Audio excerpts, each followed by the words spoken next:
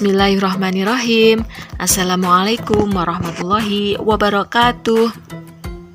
Apa kabar anak-anak kelas 3 semuanya?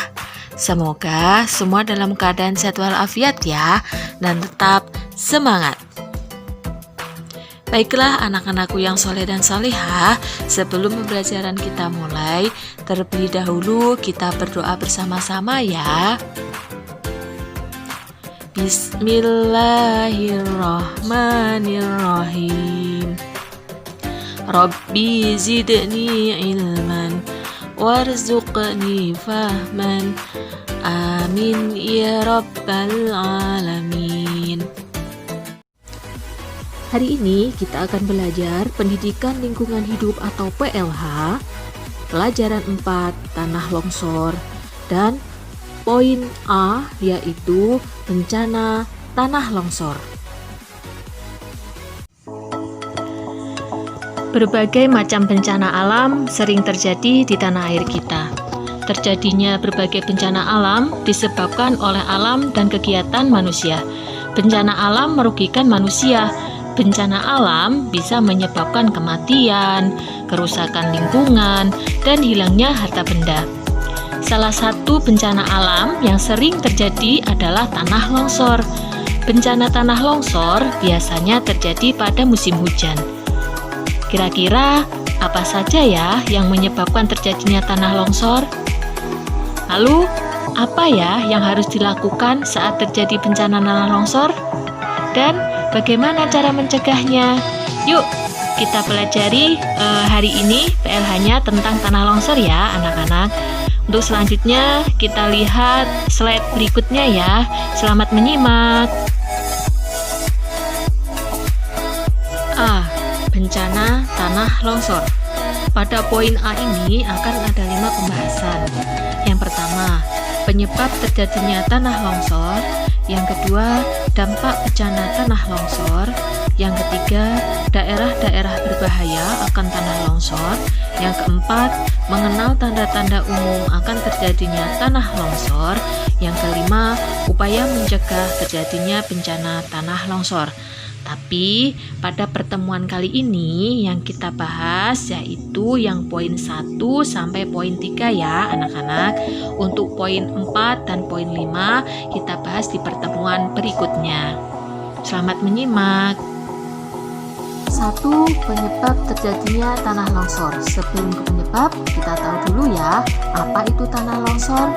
Tanah longsor adalah jenis gerakan tanah yang terjadi saat tanah dan bebatuan terlepas dari bagian gunung atau bukit yang gundul. Penyebab terjadinya tanah longsor bermacam-macam. Penyebabnya bisa karena alam atau kegiatan yang dilakukan manusia. Dan berikut ini beberapa contoh penyebab terjadinya tanah longsor. Yang pertama, penebangan liar. Yang kedua, alih fungsi hutan. Yang ketiga, tidak ada sistem terasering. Yang keempat, curah hujan yang tinggi. Oke, sekarang kita lanjut ke poin yang kedua, yaitu dampak bencana tanah longsor. Bencana tanah longsor sangat merugikan manusia. Bencana tanah longsor dapat menyebabkan A. Hilangnya nyawa dan harta benda. B. Rumah-rumah penduduk rusak. C. Sawah, kebun, kolam ikan tidak lagi bisa digunakan karena tertimbun lumpur longsor. Yang D. Runtuhan bebatuan dan longsoran tanah menutup jalan raya sehingga tidak dapat dilewati. Dan yang terakhir, yang E, kegiatan transportasi dan ekonomi menjadi terganggu. Gimana anak-anakku kelas 3 semuanya? Masih semangat ya mengikuti pelajarannya? Oke, baiklah kita lanjut ke poin yang ketiga, yaitu daerah-daerah berbahaya akan tanah longsor. Ada beberapa daerah yang berbahaya terkena bencana longsor. Tempat-tempat tersebut adalah sebagai berikut. A. Daerah yang pernah mengalami bencana tanah longsor B. Daerah yang terletak di tempat terjal dan gundul. C. Daerah yang merupakan tempat aliran air hujan. D. Daerah lereng yang bertanah tebal dan gembur yang menerima curah hujan yang tinggi. Alhamdulillah, penjelasan poin 1 sampai 3 sudah selesai ya anak-anak.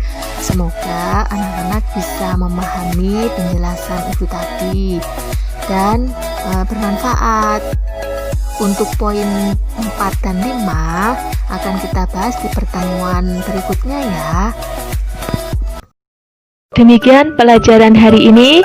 Tetap semangat, tetap jaga kesehatan, jangan lupa sholat 5 waktunya ya. Jika ada yang belum jelas atau kurang paham, silahkan tulis di kolom komentar. Terima kasih anak-anak semuanya. Marilah kita tutup pembelajaran hari ini dengan bacaan kafaratul majlis. Subhanakallahumma wa bihamdika asyhadu an la ilaha illa anta astaghfiruka wa atubu ilaik.